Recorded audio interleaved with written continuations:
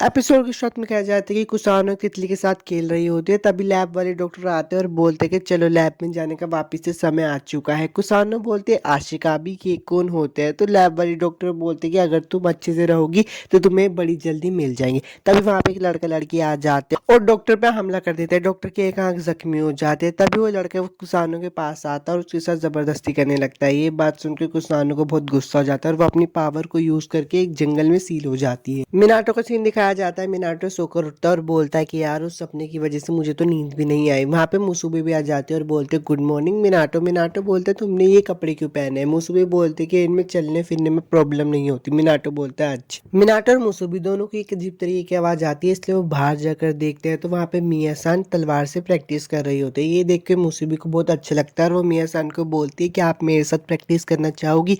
मिया सान बोलती है अच्छा ठीक है, पर मैं कोई ढील नहीं दूंगी। मुसुबी बोलते कि हाँ मैं भी यही चाहती हूँ कि आप कोई ढील ना दे। पर मिनाटो को बहुत टेंशन हो रही होती है, इसलिए वो नीचे आके बोलता है कि रुक जाओ प्लीज ऐसा मत करो। पर उजू में आ जाती है और बोलते हैं उनकी चिंता मत करो, उन्हें उनके हल पर छोड़ दो। पर मिनाटो बोलता है उन्हें रोको। तो उजू में बोलते कि रहने दो, मिया सान को इन सब की आदत है। मिया सान मुसुबी को बोलते कि तुम बहुत लापरवाह हो। तुम इतनी लापरवाह इसलिए हो क्योंकि तुम अपने कंधों पे ज्यादा जोर देती हो। अपने आप को शांत रखना सीखो और अपनी ताकत को अपने शरीर में बहने का मौका दो। उजू में पीछे से बोलते कि वाह वो लोग तो बहुत ज्यादा मजे कर रहे हैं। वैसे मिनाटो तुम्हारी पसंद तो बहुत अच्छी है, वो जिम वाले कपड़े तो बहुत हॉट है। तो मिनाटो बोलता है कि ऐसी बात नहीं है, मेरी बहनों ने गलती से लेकर आ गई। उजू में बोलते कि वैसे एक बात कहूँ मुसुमे में बहुत जान तो, लेकिन ना चाहते हुए भी एक दिन हमें आपस में लड़ना होगा। मिनाटो बोलता है आपस में लड़ना। उजू में उसे बताते हैं कि क्योंकि हम लोग सेकिरीज है ना।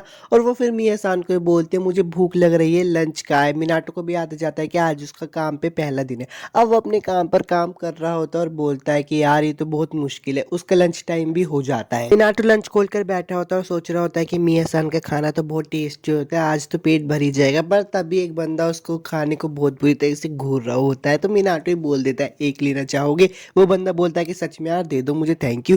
वो खा रहा होता है तो वो बोलता है इसका स्वाद तो बहुत अच्छा है। मिनाटो बोलता है क्या कुछ तुमने कहा। वो बंदा बोलता है कि तुम कॉलेज में हो क्या। मिनाटो बोलता है यार मैं आना तो चाहता हूँ लेकिन मैं हूँ नहीं, तुम्हारा क्या। तो वो बंदा उसे बताता है कि मैं तो कॉलेज स्टूडेंट हूँ पर 6th ईयर में हूँ। वो बंदा मिनाटो के लंच से और लेने वाला होता है। तभी वहाँ पे हिकारी चैन आ जाती है और उसको मार कर बोलती है तुम्हें मना किया है ना, तुम फिर से दूसरों को खाना खाने लगे, कितनी शर्म की बात है। वो मिनाटो के पास आती है और बोलती है मुझे माफ कर देना, इसे पागल है ये आदमी। मिनाटो बोलता है कि कोई बात नहीं। पर जैसे वो हिकारी चैन की आंखों में दिखता है वो समझ जाता है और उठकर बोलता है तुम तो वही हो ना झटके वाली औरत। पर उसका खाना सारा गिर जाता है। वो उदास हो जाता है और बोलता है कि मकान मालकिन ने इतने प्यार से मेरे लिए खाना बनाया था और मैं खा भी नहीं पा रहा। तभी वहाँ पे हिकारी बोलते हैं तुम ही थे ना जिसने इसे पहले परेशान किया था उस बंदे को। और वो मिनाटो को बोलती है कोई बात नहीं मुझे माफ कर दो, मैं तुम्हारे लिए कुछ ब्रेड लेकर आई हूँ, तुम इसे खा सकते हो, हमारे मास्टर इतने बुरे नहीं है। मिनाटो बोलता है मास्टर। तभी वो बोलता है बंदा हाँ मैं इनका आशिका भी हूँ, मेरा नाम है काउरिसियो। होमुरा का सीन दिखाया जाता है। वो कॉल पे बात कर रहा होता है और पूछता है कि ये सब क्या चल रहा है। तभी उसे एक लड़की बताते हैं कि हमें भी नहीं पता, एक बंदे ने सारे आशिकाबीज को ईमेल कर दिया और उस ईमेल में लिखा था कि आर्बोटेमिक सेक्रेटरी जो पहले वहां पहुंचा वो उसकी हो जाएगी। वो लड़की कहती है कि प्लीज तुम उसको बचा लो। होमुरा कहता है कि ठीक है मैं पूरी कोशिश कर दूंगा। और मीनाको को कहना कि जिस आग ने इज़ानामी को जलाया है ना किसी दिन वो आग उसे भी जलाएगी। वो लड़की बोलती है कि उसे इतने लंबे चौड़े भाषण सुनने का शौक नहीं है। तो हुमुरा बोलता है ठीक है उसे साफ साफ बोल देना कि मैं उसे एक दिन कुत्ते की तरह मारने वाला हूँ।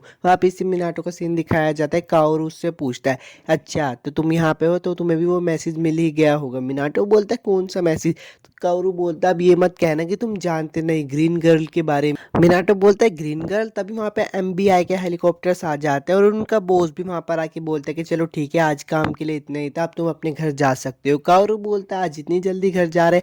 तो उनका बॉस बताता है कि देखो आर्बोरेटम के 2 किलोमीटर की दूरी के इलाकों को खाली करने का ऑर्डर दिया गया है। काओरू बोलता है अच्छा ठीक है हम लोग जा रहे हैं। काओरू मिनाटो के पास आकर बोलता है कि चलो क्यों ना उस ग्रीन गर्ल को जाकर देखा जाए। वापिस से मुसुबी का सीन दिखाया जाता है जो कि मिया सान के पास आते हैं। मिया सान बोलते हैं अभी डिनर तैयार नहीं हुआ। मुसुबी बोलते हैं मिनाटो को आ जाने में बहुत देर हो गई। तो मिया भी कहती है हाँ तुम सही कह रहे हो, मिनाटो को आने में इतनी देर नहीं लगती, आज उसने बहुत देर लगी है। तभी मुसुबी चान अजीब तरीके से व्यवहार करने लगती है। तो मिया सान बोलती है क्या कुछ हुआ है।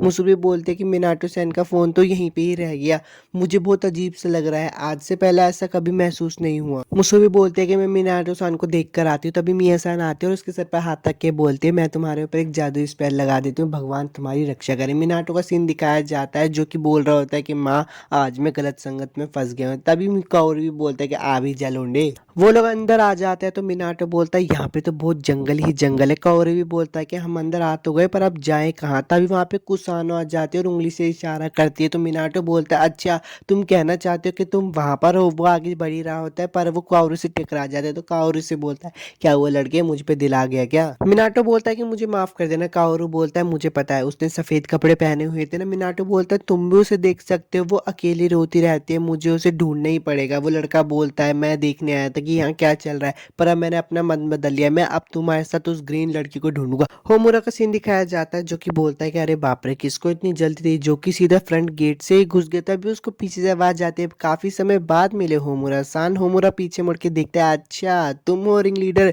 नंबर 43 योमी।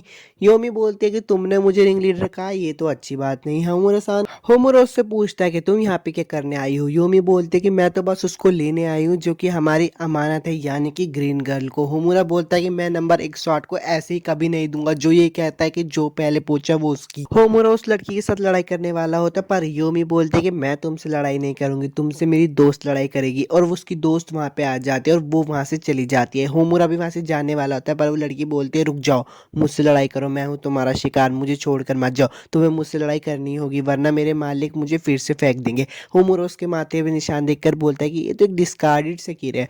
पीछे से मुसुबी चान आ जाते हैं और बोलते हैं कागरिसान ये तो आप हो। लेकिन जब वो उसके मुंह पे मास्क देखती है तो वो पहचान जाती है कि वो कागरिसान नहीं है और वहां से चली जाती है। मिनाटो का सीन दिखाया जाता है। काओरू से सवाल पूछता है तुम सेकिरेस के बारे में कितना जानते हो, अब जबकि तुम आशिका भी बन ही गए हो तो तुम्हें इतना तो पता होगा कि सेकिरेस को अपना कैसे बनाते हैं। सीधे कहूँ तो सेकिरेस डीएनए की मदद से चेक कर लेते हैं कि सामने वाले बंदे में आशिका भी बनने की काबिलियत है या फिर नहीं, और फिर वो खुद ही कॉन्टेंट बनाती है। मतलब हम कह सकते हैं कि सेकिरेस अपना आशिका भी खुद चुनती है। पर दिक्कत ये है कि आशिका भी जबरदस्ती भी सेकिरी को इमर्ज कर सकता है। इमर्ज करना होता है सेकिरीज की शक्ति को जगाना, जैसे कि हम किस करके भी जगा सकते हैं। चाहे सेकिरीज को मर्जी हो या ना हो हम उन्हें जबरदस्ती करके भी इमर्ज कर सकते हैं। कुछ कमीने लोग होते हैं जो कि अपने नंबर बढ़ाने के लिए सेकिरीज को जबरदस्ती इमर्ज करते हैं। तो मिनाटो सान काओरू से पूछता है क्या आपने भी इनके साथ जबरदस्ती की। काओरू बोलता है कि तुम्हें लगता है इन लोगों की हरकतों की वजह से किसी को जबरदस्ती करने देंगी। मिनाटो बोलता है कि माफ करना। काओरू बोलता है कि अच्छा अगर तुम्हें लगता है कि ग्रीन गर्ल तुम्हें ही बुला रही है और तुम ही उसके आशिका भी हो तो तुम्हें रास्ते में आने वाले हर बंदे को सबक सिखाना होगा।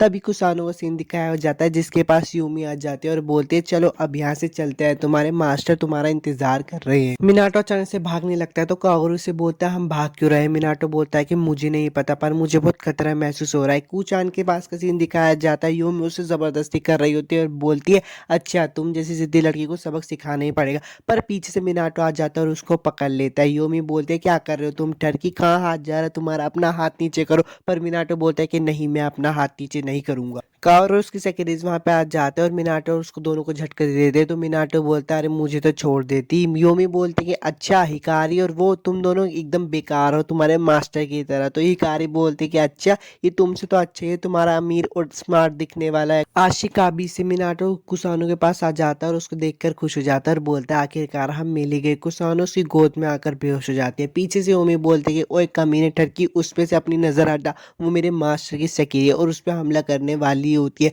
पर मुसुबी आ जाती है और उसके हथियार को पकड़ लेती है और बोलती है ऐसी धार वाली चीजों को खुले में चलाना नहीं चाहिए। मुसुबी बोलते है कि इसे तोड़ ही देना चाहिए। वो उसके हथियार को तोड़ देते और योमी बहुत गुस्सा हो जाती है। मिनाटो के पास मुसुबी आकर बोलती कि ये लीजिए आपका फोन, आप इसे घर पे भूल गए थे। मिनाटो बोलता है शुक्रिया, तुम इतनी दूर मुझे इसे देना है। योमी और मुसुबी के बीच में बहुत बुरी फाइट होने लगती है और योमी मुसुबी के कपड़े फाड़ देती है। वो मिनाटो की तरफ देख के बोलते है टर्की तुम्हारा आशिका भी है, ये तुम्हारी तरह ही बिल्कुल कमजोर है। मुसुबी बोलते तुम उसकी अच्छाइयों को नहीं जान सकती, तुम जैसी औरत उसे कभी नहीं जान पाई। मुसुबी भी योमी के कपड़े फाड़ देती है और उसको फाइनली हरा देती है। मिनाटो उसके पास आकर बोलता है तुम ठीक हो ना, तुम्हें चोट तो नहीं लगी। मुसुबी बोलती है हाँ मैं बिल्कुल ठीक हूँ और ये उस लड़की के बारे में पूछते कि लड़की कौन है। होमुरा का सीन दिखाया जाता है जो कि अभी भी उस लड़की से लड़ ही रहा होता है। पर तभी एक गाड़ी आती है और बोलती है आज के लिए इतना ठीक है, अब हमें वापस चलना चाहिए। वैसे भी योमी का भी एहसास मिट चुका है। मिनाटो और मुसुबी दोनों घर आ जाते हैं और मिया सान आकर बोलते हैं, अरे मुसुबी तुम्हारे कपड़ों को क्या हुआ और ये लड़की कौन है। मिनाटो बताता है कि ये मेरी दूर की रिश्तेदार है, मुझे इसकी रक्षा करने के लिए कहा गया है।